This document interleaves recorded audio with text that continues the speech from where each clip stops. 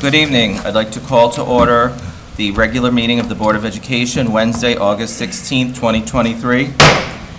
Please rise for the pledge. I pledge allegiance to the flag of the United States of America and to the republic for which it stands, one nation, under God, indivisible, with liberty and justice for all.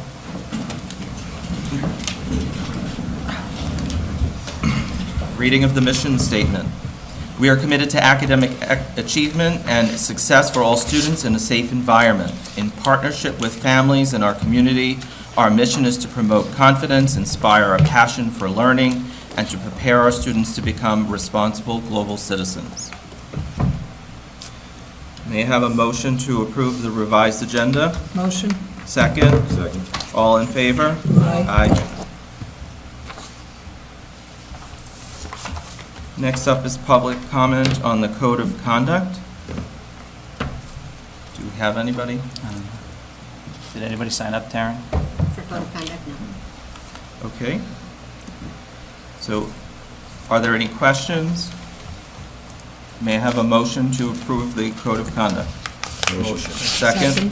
All in favor? Aye.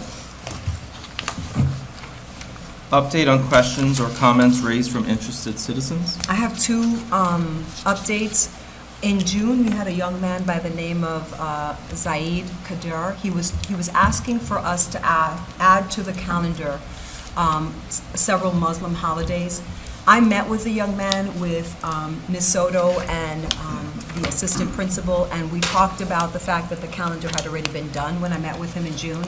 So what I discussed with him was that we would take a look at the following year.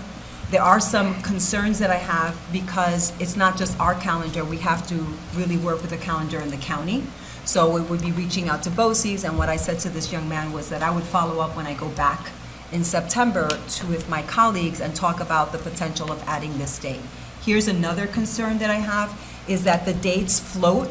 So one year the holiday can be in March, it could be in June, and the dates are tentative.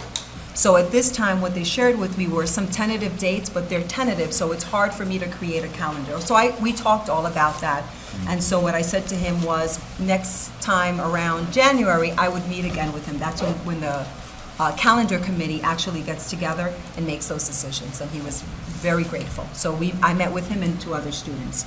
Yeah, I believe it has something to do with the phases of the moon. Yes, That's so why it's a hard to little, and determine. it's hard because for me to create a calendar, I have to make sure that I have those days ensconced in writing. Yes. But he understood, and so I said I would do a follow-up with the young man in January. The other follow-up I have is that we had several students get up sometime in April to talk about the theater group. And they were advocating for the theater department, and they generally asked for three things. The first thing that they asked for was for more theater productions. The second was for an official drama club.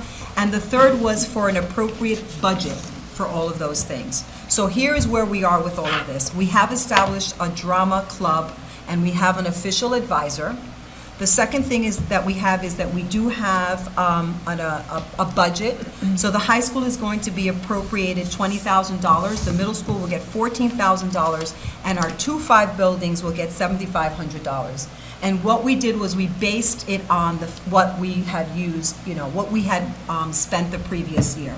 So at some time during budget season, we'll take a look at what we have appropriated and see if there needs to be more money, less money, obviously everything within a budget. But this is the first time that we've actually allocated specific dollars for the theater. And that, part of what the costs are associated is the rights to a play. So the rights to the play can be anywhere between $3,000, $7,000. It really depends upon the play. So that's something that we have established. They wanted more theater productions. So with having a drama club advisor, that's something that the new club advisor can talk about and maybe see what we can do. We currently do 2 official theater events, but maybe that's something that we can look at in the summer. But again, there's a drama advisor, and let that person be the person who works with the students and works with us to decide if we do another event. Lastly, I know the students talked about the fact that they felt that we had not appropriated funds for the theater. And so I wanted to share with the community that we're currently redoing the auditorium at the middle school. And we're spending close to $700,000. And here are some of the things that we're doing. We're upgrading the lighting, we're upgrading the new sound system, we're putting in new theater curtains, and we're adding, and this is a really hard word for me to say, a cyclorama. And a cyclorama is sort of something like this, but when you do a play, you can have backgrounds. You can actually project, we're going to put in a new projector to project the background so that you don't have to create these backgrounds. So that work is in process. We're hoping for it to be done. Patrick, I'm looking at you and Bhargav, because we all met, hopefully within a year. Yeah, I would say definitely within a year. We were hoping to do it this summer, but that didn't work out. And the plans and specs are with SED, New York State Department, right now for approval. So we'll see. But I think that'll really be an upgrade for the middle school. So I just wanted to make sure that the community knew, as well as the students that came before us, that we have appropriated probably close to, if not more than $700,000. That's my update. So I just have a quick question on the budget. When you said it was based off of what we spent in prior years, was that what the individual clubs spent through fundraising? Yeah, through Okay. the fundraising. And again, that's an estimated, because remember, we're coming off of COVID, things are a little different. So we'll definitely take a look at what we spend this year, what are the monies that we're spending. Obviously, we can't, if a play is going to cost us $40,000, we have to figure out a combination of the two things. But I thought it was really important that we as a district paid for those things, right? The rights to a play we should pay for. The rights to or creating a scenery we should pay for. These are the basic things. Sometimes a play will want to spend more money. I believe the middle school had they projected certain things on the wall in the middle school play. So things of that nature, they're above and beyond.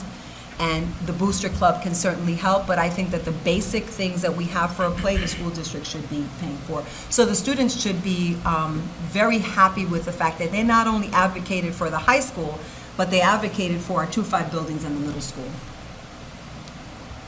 Thank you. Welcome. Any questions? Okay. Next up, questions or comments from interested citizens. I have a registration from Lorraine Loman.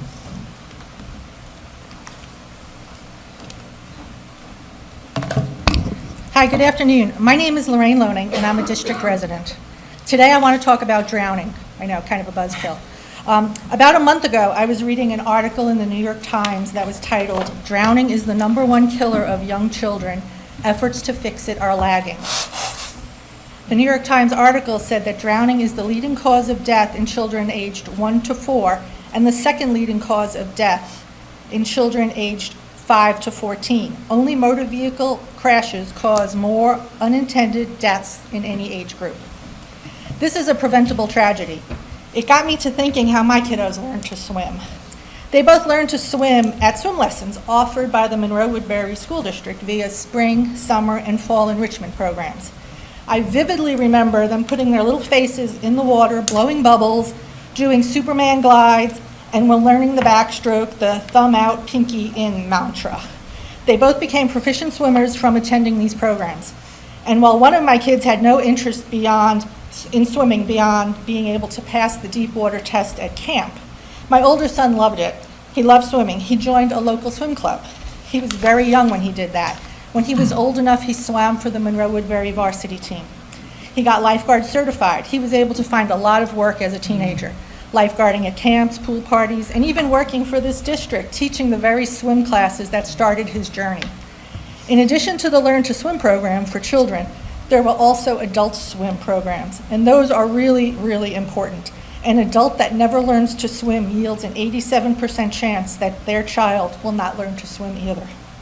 As educators, you know that an education will certainly impact a child's life. But when you teach a child how to swim, you can really actually save their life. The district suspended the enrichment program's swim lessons during COVID. And while many things that were paused during COVID have resumed, these swim lessons have not been reinstated. This is a shame, and I would like you to consider offering them again as soon as possible. Thank you. Thank you. Okay. Next up on the agenda, we have the district-wide school safety plan overview and discussion. Mr. Cahill. Thank you. So I'm going to just provide a high-level overview of our district-wide safety plan. The district-wide plan and actually the individual building emergency response teams and plans are part of the SAVE legislation, which stands for Schools Against Violence in Education. So it's a state requirement, it's state law that we develop these plans and ultimately submit them to the state ed department. In terms of the process, we do this sort of overview. In the past, we've done a hearing. I'm not sure if a hearing is actually required, but the idea is we discuss the fact that we have a plan with the public. We actually post our plan for a 30-day review and comment period to our website, and then ultimately the school board would adopt the plan and we would submit that plan to the New York State Ed Department. So there's certain criteria that the plan is supposed to have. Training for staff is one of those things that are supposed to be embedded in the plan. Safety drills, annual safety drills is another item.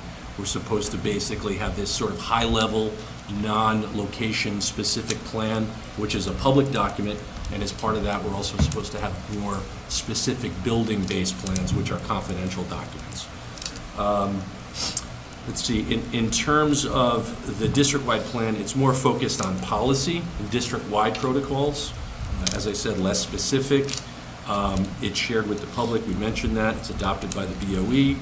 It may include a team, a district-wide safety team, which is something we need to sort of follow up on, I think, in this upcoming year. And that team can have board members as part of it, can be PTA members, staff, teachers included, and even students may be part of the district-wide safety team.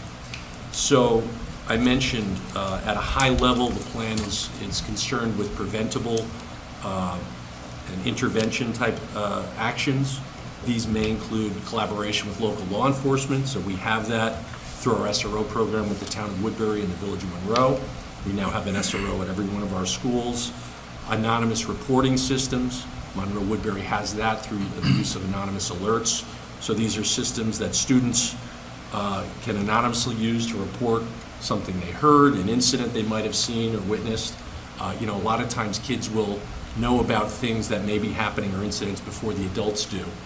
And, we've talked about this as this concept of leakage.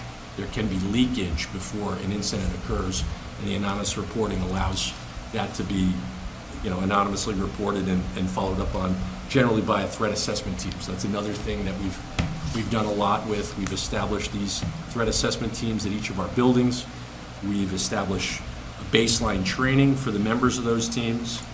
All of this is part of the district-wide plan and the individual building plans. The shell response training is something that we've done over the course of the year. We're going to continue to do that. ICS, Incident Command Structure training, is all part of the training system that we're putting in place, we have put in place over the last year. As part of the district-wide plan, I mentioned the building-based plans are a requirement, and they also go through a submission process with the state ed department. In terms of that, it's more specific. There's an individual team for each building.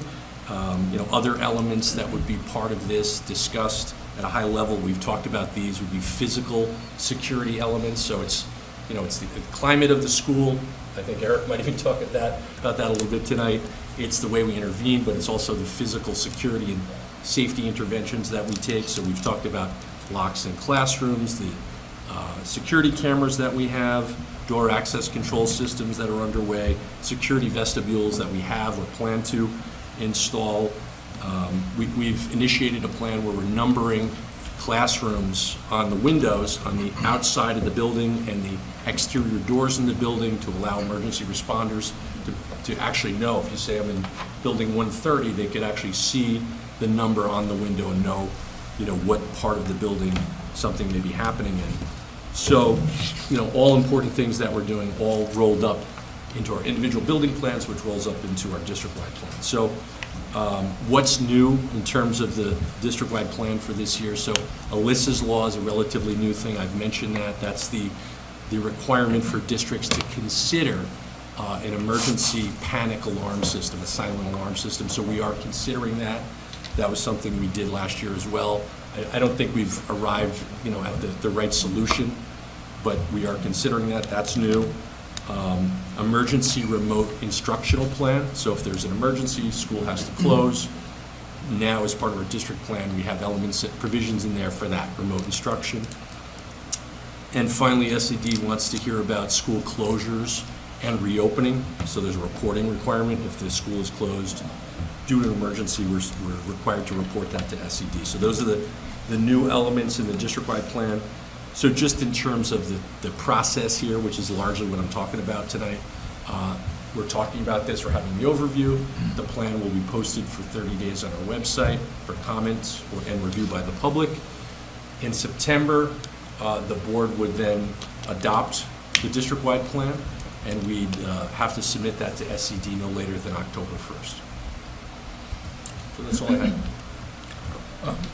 Question, the system you're referring to, is that the same as the blue light on campuses and colleges? No, the anonymous reporting system? No, so the alert system. Well, it could be tied into that, but it's also a system where if I had a button, 911 or the police would be notified that something's happening. But it's not for students to use if No, there's a problem. it's for staff to use, and it would be on a very limited basis, maybe the lobby of a building, something's happening, there's somebody there. I mean, it could be a lot of scenarios, right? There's somebody that's upset, I think like a this panic is button. dangerous. It's a panic button. So I hit that, and the police are notified and can, come to the So building. I It's do intended have- to be an alternative, rather than the building principal having to get on the PA system in order to be able to call a lockdown or something like that. It's a system in place so that way multiple people can have the ability to be able to trigger something like that. Okay. I do have a question, and I just want to make sure I heard correctly. You said we need to revisit the district-wide safety team to establish. Yes. It does say in the policy that the board will appoint annually, so we really need to, We need to do that. We need to Yes. follow up on that. so if we can have that, Taryn, as a follow-up to make sure that we keep that on a list. Do you think that it's possible that we could have that when we are ready to approve the plan in 30 days? I think so. Okay. Yeah, I think so. I think that would be important. Yeah, it's one of those things, Michael, where I know in the past we had a team, they didn't meet regularly or frequently. I think during COVID, it kind of, just fell away to some degree, and we need to come back to it. Yeah. Because it's a requirement. I had a follow-up, not only with that, but from a previous meeting back in the spring, and I didn't know if you had any update from having met with the security advisors, but when we had the incident back in the spring, and I had brought up in regards to whether or not we should be sending out text alerts to the parents on a more consistent basis, and I know there was talk about, going back and evaluating that and seeing what some of the experts recommended and how to handle that. So has there been any updates to some of that going forward for the school year? Rather than an email? Yeah. I think that that's one of the things that we spoke with our administrators, talking about an email. A text is better than an email, but using the text feature for only specific things. I think sometimes we use it. I think that was part of the conversation. It was a little bit of both, Yeah, right? and I think that we're looking at text to be used for emergencies. Okay. And I think that was part of the whole conversation, to make sure that we use text instead of email, or using text for things that aren't an emergency. So that's what we're going to do. Am I correct? Right? We all agreed that we wouldn't use the text for anything other than an emergency, or we have a school closing, Right, because we okay. use that as well. Yes. But the goal would hopefully be then that if there was a situation similar to what we had back in the spring, there would be a text sent out notifying parents to please visit the school website and/or check their emails for important information about an emergency. Yes, and probably to say something about what's happening. Okay. One know of the that was things the that we, concern you said. yeah, one of the Yeah. things that we have is that part of the work that we've been doing is having templates. Because, in an emergency, it's really hard, your time is ticking, and the kids are texting. So what we've gotten from Putnam Northern Westchester BOCES is a set of standardized emails, right? Okay. Of things that could potentially happen. Obviously, we don't know everything that can happen, but we have an idea of what happens in school. So Carol has been working on making sure that the building principals have access to these messages, that we have access to these messages, because we know that it's important to get that message out as quickly as possible. So yes, sending a text message, possibly saying, check your email, or even sending a text message saying, this is what's going on, it might be minor, please be aware that X, Y, and Z is happening, everything is fine. But making sure that we can get quickly to people with messages that are pre sort of slugged in already. Okay. And I wish, while you were talking, Patrick, I wish that I had brought with me the book that we have, because we've done a lot of work with the administrative team, getting ourselves ready for, God forbid, if there was ever an Right. emergency. And I think, it's just a plan that we hope we never have to initiate. But I think the next step that we have is on the first day of school, right, on the back of the card, we're going to have the shell. So, because sometimes people forget what shell stands for, what does it mean, what does a lockdown mean, what does a lockout mean? So part of what we're doing come September 1 is teachers will all get a new lanyard, it's gonna be long. On the back of it, there's gonna be a card that says this is what shell is, so that it reminds you, because people forget. And so, meeting with all of our building teachers and our staff, first day of school, Dr. Hauser has created a template that we'll be using for all of our schools, talking about here are the new programs. I think you talked about LCS, what are the other teams, the threat assessment team. You use words like leakage. This past year, we've trained our school psychologists to talk about what are some examples of leakage. And what that means is sometimes kids are saying things, and when they're saying things, they're giving us information. And so what are those cues for us? What are the cues for the people who work with our students? So we've done part of that work. Now the next phase is getting our entire staff aware, making them aware of what the plan is, reviewing the plan, having events where we work out these plans. So it's a lot of work, but we've been doing a lot of pre-work before that for the first day of school. So yes, to go back to your question, yes, text messages was an original thing, and that's why we have templates now to be able to get to people and get information out there. Okay, good. I think that was, again, I don't remember if any other board members had commented on it, but that was a concern that Yeah. I heard from a lot of parents, that, even if, and I understood your response back then, that it's difficult to put certain information in the text, but I think even just the prompt, to prompt them to the website or prompt them to their email is, everybody has that instantly. Not everybody's not on our website all the time as much as we'd like them to be. Right. And people aren't also on their email all the time. So I No. think at least the text prompting the parents that there is something going on is hopefully sufficient. And if we have, like I said, those templates ahead of time, it's less thinking that we have to do under stressful times, right? Because I think that when we're stressed, we're not at our best. So making sure that we have everything ready as soon as possible, that's part of the work that we've done as well. Okay. We also Good, have thank the you. app, right? Can we use the app in some way to do like push Thank you notifications? so much, Dawn. I was thinking to mention, so I'm glad. If more parents can actually download the apps, with the push notification, it will come to the app. Thank you for that. Or maybe It will it's a good certainly way- help Well, it's a from- good way to get the app out there as well, right? To say Right, that we'll and be- that's actually very good. So we'll be pushing that app as well, making sure that people download the app. Because it's a good way of making sure that people get information, right? We Sometimes wanna- it's faster to jump Yeah. on the app because you just tap the Just see the icon and you get Right. right And the to it. push notification would pop in immediately. So, and this may be a good point to both my colleagues, like maybe in the open houses, like mention to the parents as many times as we can, like download Right. the apps while you are here with us, Yeah. and just configure that depending on which building your child is going. The other thing that we are working on, and I think we're pretty much settled on where we would, God forbid, have to take our kids, we have reached out to 2 places that if we had to move our children, let's say from the high school, because that's our largest building, we needed to find a facility that would be willing to take us. We have a facility, I believe, where we will be presenting an MOA. We have to come to an agreement, nothing financially, but if there, God forbid, was an emergency, we would take our high school kids to a specific place. We actually have 2 places. But these are the plans that we have. Internally, if it was an elementary school, we'd take them to a building within our district, but it always depends upon what the scenario is, right? So we have to think about the multiple scenarios that we can have. So it's not just the high school, it would be the middle school, because that's a campus in Central Valley. What would we do? Where would we put people? So we've reached out to several neighbors of ours, Woodbury Commons being one of them, who have been very supportive and are willing to work with us if there was an emergency. Again, planning all of this, and we hope we never use it. Yep. Excellent, thank you.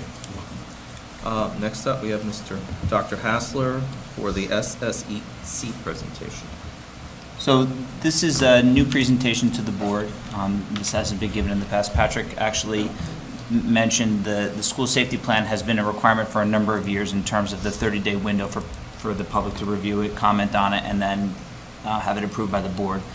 This presentation is the result of a new board policy, which is policy 7555, which is the school safety and educational climate reporting policy, which a lot of the language comes directly from Commissioner regulation, where we are required on an annual basis to submit to the state ed department incidents of violent and disruptive incidents that occurred during the school year. That reporting has been happening for a variety of years.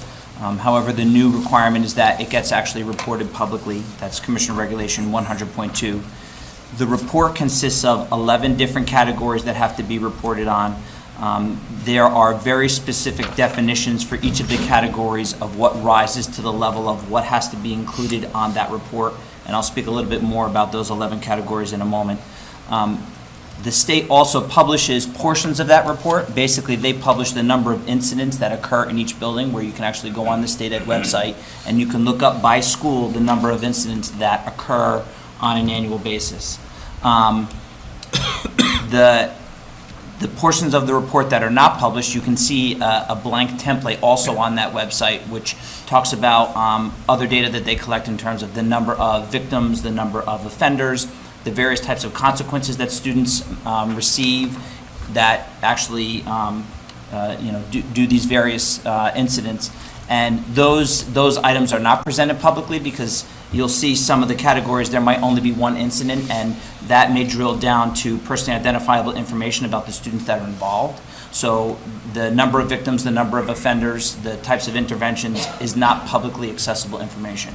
So tonight, the only thing that I'm going to be reporting to you is the data that is ultimately reported by the state ed website, which is publicly accessible information. Slide 3, I don't know if she has that, if she wants to. Yep, one more. So this is the data that was submitted for the 22-23 school year.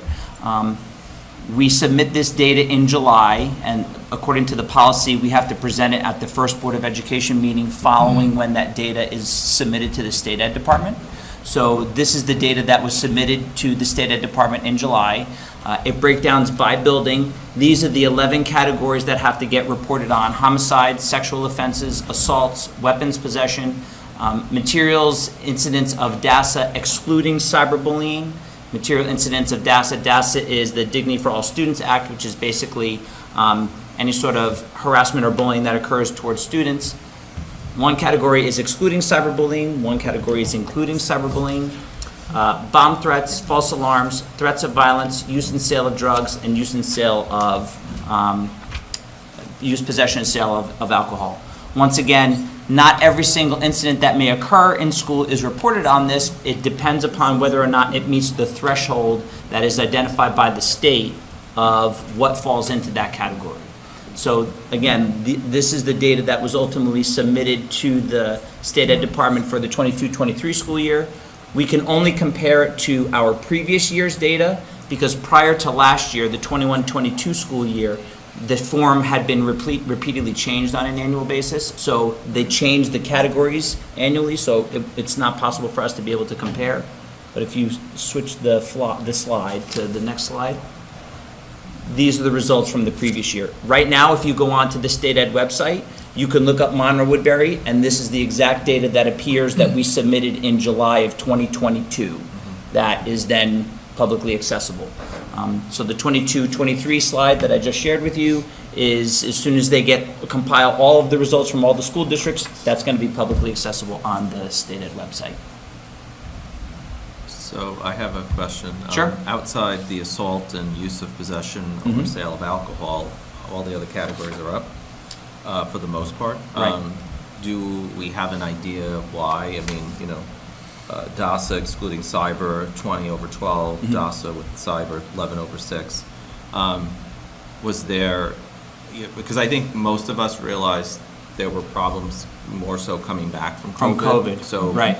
I would have expected it to kind of be reversed, but Mhm. is there a pattern or something you guys are seeing? Yeah, I don't think that we've seen a tremendous pattern. I think that what we saw this year is more in line with what we typically saw pre-COVID. I think that some of the other categories were a little bit higher in terms of some of the larger categories, again, the assault category and the weapons possession category last year, and I think we saw a shift back to more of the traditional sort of incidents where we were seeing pre-COVID of the DASA incidents, some of the drug possession, alcohol possession, like pre-COVID. Can Yeah. I add to that too? Sure. So if you look at 2021, you see 22 incidences of possession of drugs, and then you see a big increase the following year, 32. I think that part of that, and I want to say this publicly, is that with the legalization of marijuana, it's become very difficult for us. I think young people feel like it's legal, so they can do it. It's more And accessible. so it's more accessible. There are stores within our own community that sell gummies, and the gummies are very high potent THC, and they can have a very negative effect on you. And I'm only laughing because it's out there. I had a conversation with someone and I said, you can go out and buy a gummy. And our kids are doing that. And they're buying them at the store and they're coming to school, and what they do is they take one gummy and it doesn't have any effect. And then you take a second gummy and it has a tremendous effect. And I think that it's that's accessible what in their homes. It's not and- even just going out and buying it. It is accessible in their homes. It is out there. And I don't think kids know what's in there. And I think that it's been very difficult for us as school districts to deal with that because they look like candy. So I want you to think about the fact that this stuff looks like candy, and if a child has access to that, they can actually die. I mean, we've had kids we've sent to the hospital because they had one, it's like nothing's going on, they take the second one, and then they're tripping. And I hate to use that word, but that's what they feel like they're doing. They get sick, they throw up, they don't know what's going on with their body, and these things are easily accessible to our kids. And some of them will also, vape. And you buy the vape and you put the THC in the vape and no one notices. You can see a kid, sit like this and take a hit, and then you can start noticing that something's not right. So more and more of our young people are exposed and doing these types of things, and I don't think they realize the implications that it has on their body, and some of them totally, they get very upset and sick. So we're not allowed to drug test, right? Random drug tests? We're not allowed to, no. I don't think, no, we're not. We're not allowed to drug test. However, I think that the community, and I'm probably saying things people don't, I think we need to think about legalizing marijuana and making it seem like it's okay. And when we say that it's okay, it's like it used to be alcohol. Kids used to drink a lot of alcohol, right? They don't drink alcohol anymore. They vape. And we really have to start letting people know that this is a major problem for us, because kids don't understand the implications, and they don't think that anything is wrong. They really don't. Because if you go to New York City, you ever walk down New York City, you can smell it. So they think there's nothing wrong with that. And younger kids are eating gummies and vaping. So do we have any focus groups, community represented focus groups, to understand what does the community want us to do? We don't have that at this time, but I do think that we do. Do you want to talk a little bit about what we're working with locally? The alcohol, yes, and actually, literally just like a day or two ago, Ms. Soto and I were having a conversation about, we have a longstanding partnership with the Orange County Alcohol and Drug Abuse Council. They do many assemblies and presentations for our kids. They're working on securing a number of different grants to be able to provide expanded resources to school districts for this exact thing. We're actually in conversations with them about them providing like a prevention specialist to the school district that can do large-scale student assemblies, presenting during health classes, running focus groups like that, doing interventions for kids that may have been identified. So we're really trying to get out there to the best of our ability to be able to raise awareness. One other item, if you We partner also very closely with our local law enforcement. The vast majority of these instances beyond the DASA categories, law enforcement is involved in nearly all of them. We partner very closely with, the various town police departments and our SROs to be able to intervene, because if you go back and you look at the definitions, many of the categories we're actually required to report the incidents to law enforcement.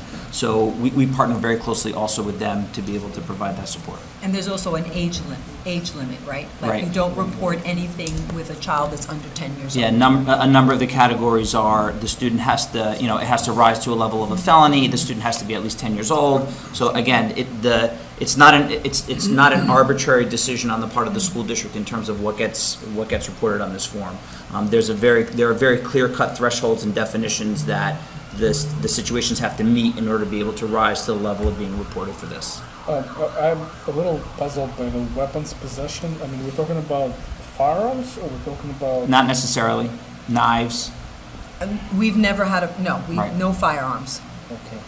Can we possibly get that? Because that was my question, and I'm just doing a quick Google search to try to find. Yep, I can send it.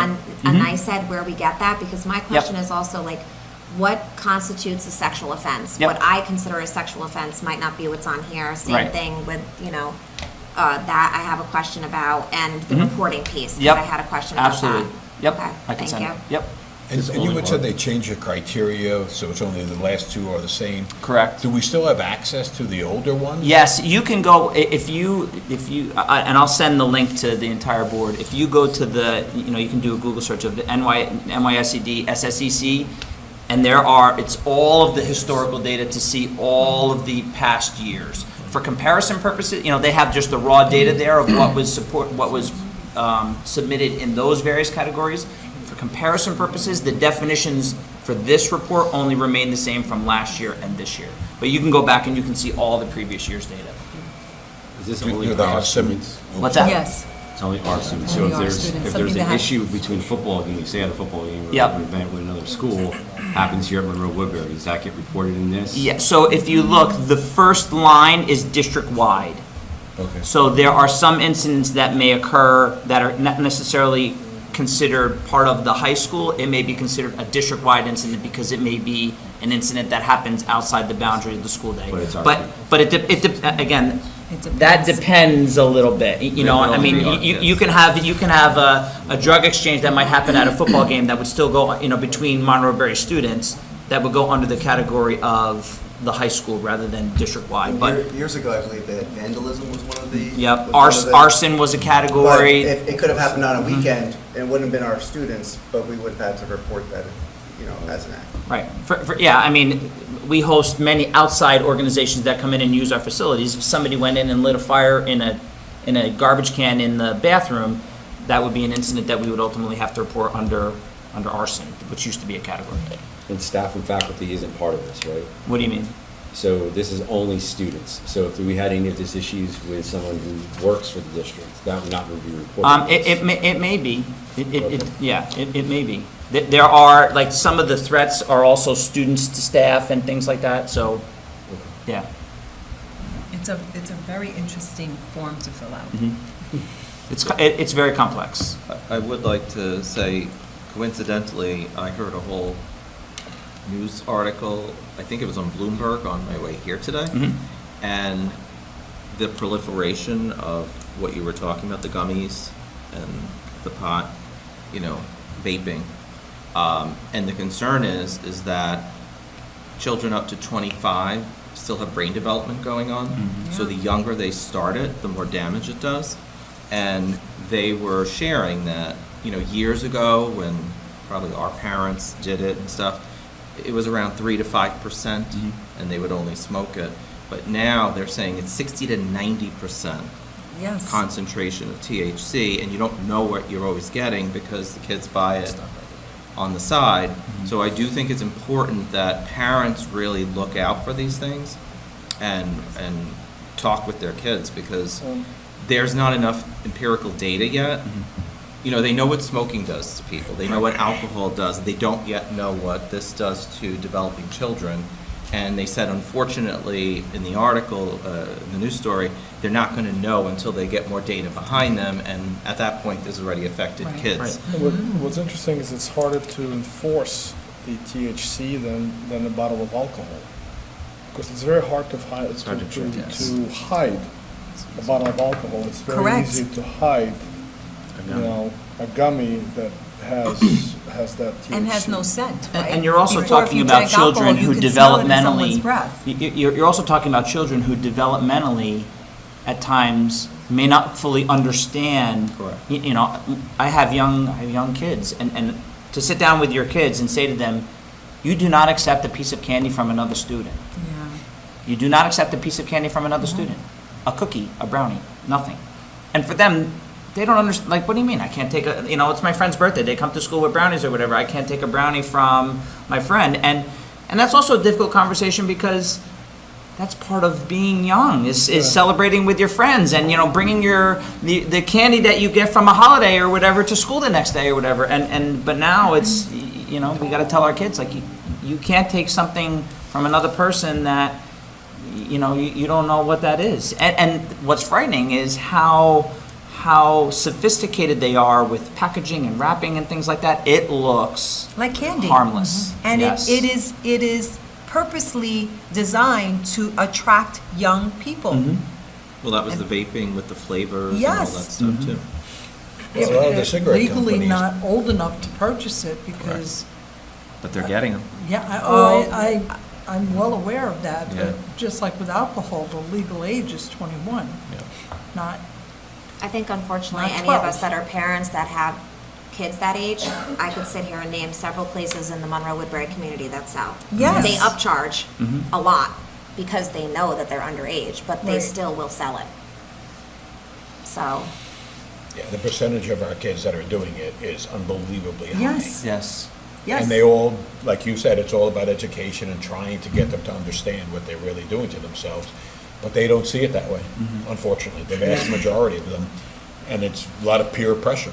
And it's for Well, different reasons. well, You you have the know, peer pressure piece, or you have the social piece. The social But like piece. anything else, you always have the self-medicating We piece have that as well, You know, right? we sit in superintendent, we all do superintendent hearings, and there are students that will say, I I'm self-medicate. really anxious, so, Yeah. it was 7 o'clock in the morning before I went to class, and and that's partnering with, ADAC and the others, that's going to But the- continue to be an important piece. There's another aspect here. I deal with it all the time.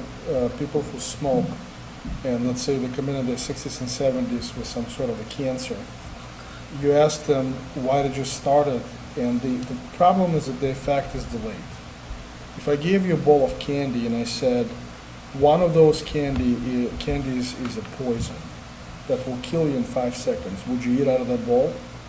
Absolutely not, because you have no idea which one of those candies is problematic. When you smoke or when you take the THC, the effect is delayed. Once they have the final effect, it is too late to look back at it. That's why I think education, visual aids, where you actually show them what happens to someone 25 years out, is going to have a massive impact on their Yeah. minds. I think that we should That's also why, work. that's why engagement with those community programs is really, really big. I agree, and I think that we should think about maybe bringing a speaker in, maybe having an event in the high Visual school. examples, Yeah. bringing someone who has been on drugs and who's going to tell them that their life is a mess. Well, is that's- there the chance that you guys will have, and I haven't been to it in a couple of years, but even with my youngest child now, so much has changed from my older children when I went to Hidden Mischief. I couldn't remember the name of Yeah. it. So, again, we're back in person for the most part with open houses, that perhaps that's something we should be It's not doing at doing open that. houses, parent-teacher conferences, where we have parents in the building, if they're already physically here, and we have those rooms set up. I mean, it's pretty shocking, to Sergey's point, some of the things that you wouldn't know. If you don't use the items or you've never seen it, you wouldn't know that device is what it is as a parent. Right. Yeah. So we will work on that. I think that's 100%. important, right? The high school high school and middle school. Yeah. Right? And the but high I think school, it's for like they have the everybody. Community Drug Coalition that's been very, very active, partnering with the, with the Alcohol Drug Abuse Council and everything. So, yeah, it's going to be a Okay. a big effort. That's Okay. good. Any other questions? I have one more question. So are there state funds for this? So that's one of the things, for example, that we're talking with the Orange County Drug Abuse Council, is they just applied, just for an example, the state won the opioids, the big opioid That's a big settlement or one, whatever, where yeah. they have to allocate a certain amount of funding for that. The Alcohol and Drug Abuse Council just was awarded a grant to be able to get a prevention specialist, basically, is the title of the person, and we're working with them about, them filling that position and how that person could potentially come and support the school district with educating kids, educating the community, doing interventions for kids, like all of the things that I had spoken about before. Because kids who are taking it are taking it for two reasons. One, it may be cool. Second, they have a dependent personality. Mhm. It's a personality issue. To your point, the kids are self-medicating. So perhaps maybe investing into counseling Well, and seeking out kids who are doing it for the sake of managing their anxiety and managing their psychological problems with drugs. And one of the challenges also, I think, related to that is, when we're working with kids that do make some of these choices, finding those interventions to be able to support them is very, very difficult because there are not enough resources out there. We have a handful of programs that we will typically send kids to, for example, if they come to a superintendent hearing or whatever, and we say to them, you need to go and complete program X, Y, and Z.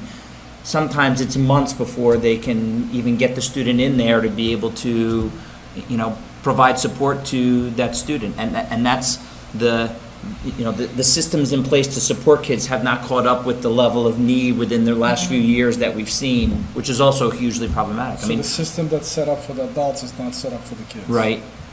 Yep. Well, they're collecting plenty of tax revenue, so maybe they should allocate resources Right. from that. So, but we won't get that fixed here. Any other questions? Okay. Thank you.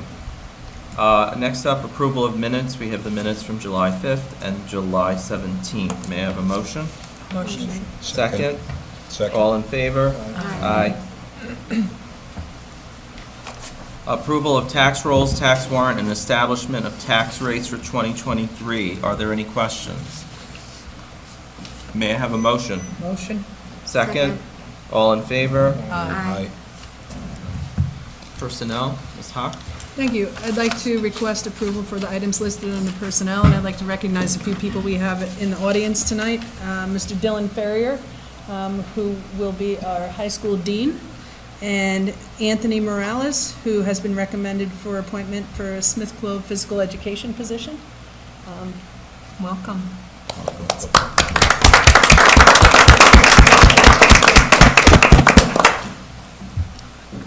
I have a question.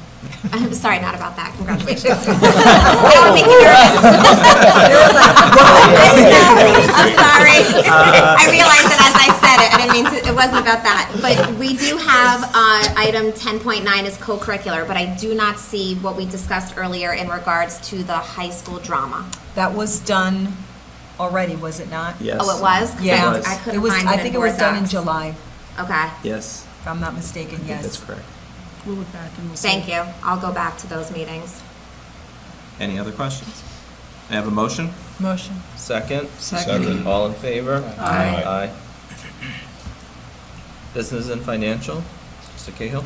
Yes, thank you. So I would respectfully request approval of items 11.1 through 11.8. Any questions? May I have a motion? Motion. Second? All in favor? Aye. Committee on Special Education, Preschool Education, may I have a motion? Motion. Second? Second. All in favor? Aye. Aye. We're up to committee reports. Reports by Board of Education committees. Policy? We haven't met. They've just picked the date. I believe the email went out for next September 14th, September, is it the 14th? 14th, 16th, somewhere around there. One of those days. It's a Wednesday. We're meeting. I think it's the 14th. Yeah. Visitation? We just sent out a tentative schedule. We're trying to see if we can get it finalized in the next few weeks, and then we'll start the process in September. Great. Mr. Cahill, do we have an audit list yet? I didn't recall seeing one. And I know there's some changes going on now. Well, there are some changes, and we were contemplating, do we have 2 audit committee meetings, which would be covering the internal audit and the external audit? Or do we combine those 2 meetings and just have 1 meeting in October? So in other words, a meeting late August and then a meeting in October, or just combine them and do a single meeting, so. Okay, we can discuss that. The other thing, we'll be looking at audit firms this year, right? Correct. That'll be a priority for next year's audit. Correct. Other than that, that's the only other update I have. Any questions? Reports by board and central office. Yeah, and the email. Mrs. Tauber? What was that? Sorry. Reports by board and central office. Welcome to the new staff members, and thank you to Dr. Hassler and Mr. Cahill for your reports. Have a good night. Welcome back, congratulations, and thank you to the cabinet for the presentations, and let's start a new year. I'd also like to thank Mr. Cahill and Dr. Hassler for their reports and welcome our new members. You're in a great district. And I'd also like to congratulate our summer school graduates. Friday is graduation, and I'm really looking forward to it. And have a nice evening. Welcome, teammates. Great to have you. Have a great night. Welcome, congratulations. I want to wish congratulations also to our retirees that are on the agenda for this evening, with a special thank you to Coach Fishbein, who has, I know, been an asset to our district for a very long time, and I appreciate that as a parent, so I wish him all the best. And I'd also like to give a little plug to the community that the Village of Monroe will be having their Cheese Festival again this year on Sunday, September 10th from 11 a.m. till 7 p.m. I want to thank Dr. Hassler as he's been helping to get us some student volunteers for the day. But I'd just like to remind the community that that event is happening. We had it last year. We have sold out of vendor spots, so we are praying for good weather and looking forward to that event. We'll see you soon. In the beginning of summer, we hire 6 summer youth students. These are the graduating seniors and incoming seniors who work with technology department for about 6 weeks. Today was their last day, and it was pretty intriguing to understand how that mindset and that thought process works and how they see technology from their perspective versus working now in the department. So thank you for allowing us, and we're looking forward to expand it even bigger than this year, next year. Great. We recognize a couple of our new hires, but I too want to recognize our retirees. And like you said, Stacy, Steve Fishbein in particular, I want to just mention him as a Monroe-Woodbury alumni, as a colleague, as a friend, and I'm getting all choked up about it. Stop, I'm not really, I'm okay. I hope you're watching, Steve. It's actually his retirement party right now, and as a lifelong crusader, he's going to be missed. Well, I did well up a little bit, I have to say. Yeah, once again, congratulations to everybody who was appointed tonight. Congratulations to all the retirees. I mean, it's an emotional thing, but it's tears of joy. I mean, like retirement is, kudos to him. I'm okay. He contributed a lot to the district, so congratulations to him. Thank you for the approval of the code of conduct and for the conversation about the SSEC data. And I agree about summer school graduation. Hopefully, everybody's able to make it because, the June graduation is great to be able to see the many kids who graduate, but there's also something really special about the August graduation where you get to sit really closely with the families and watch the kids graduate. They actually receive their actual diploma at graduation, and it's a really cool event. And the kids have been working very, very hard this summer to try to get there. So hats off to the staff and to the kids for everything and getting them through. Thanks. And in addition to the the students who are going to be graduating on Friday, we've had a number of students and staff who worked almost the entire summer at some of our other summer programs, whether it's our extended school year program with our Summer Crusaders or our SPELL program. That was a district-wide program to support students who are continuing to learn English as a second language. So thank you to all those teachers who worked so hard and all those students who came and all the parents who made sure that they got to all those programs. That's all I have about that. I'll see you all on Friday. Have a nice night. So I just want to congratulate our new hires tonight, echo what others have said, and I'd also just like to thank Orange and Rockland Utilities for 2 donations to the district, a STEM grant to North Main Elementary School, and a $1,000 donation to Pine Tree. So with that, have a nice evening, everyone. Welcome to our new folks. Congratulations to those leaving. You will be missed. Thanks for all your presentations. Here we go again, revving up for another new year. And we'll see you next week. Have a good evening. I'll echo, welcome new hires. I hope the dean is busy but not too busy at the high school.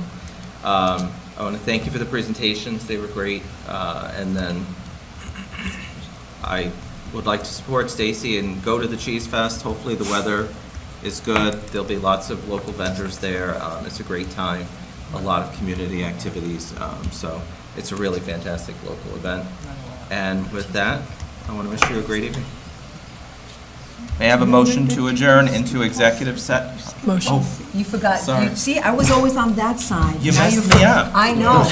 By moving me here, you're just like, she's not here. I She's- moved she's- you? Well, okay, we moved. I moved myself here.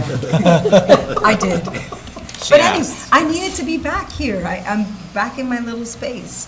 And all is right. And I feel great. I do want to welcome you, both of you, here to the district. It's an amazing district. It's good to see young people coming in. You're going to do very well. Go to the cheese festival. Do they have low-fat cheese there? I can't say Yeah, it's that. called They milk. have everything. A day like Just that, say yes. everything is low fat. Yes. And congratulations to our retirees. And I'm going to turn it over to Taryn. Have a nice night. All right. Now, I'll get that the next time. May I have a motion to adjourn into executive session with the purpose of conducting the superintendent's review? Motion. Second? All in favor? Aye.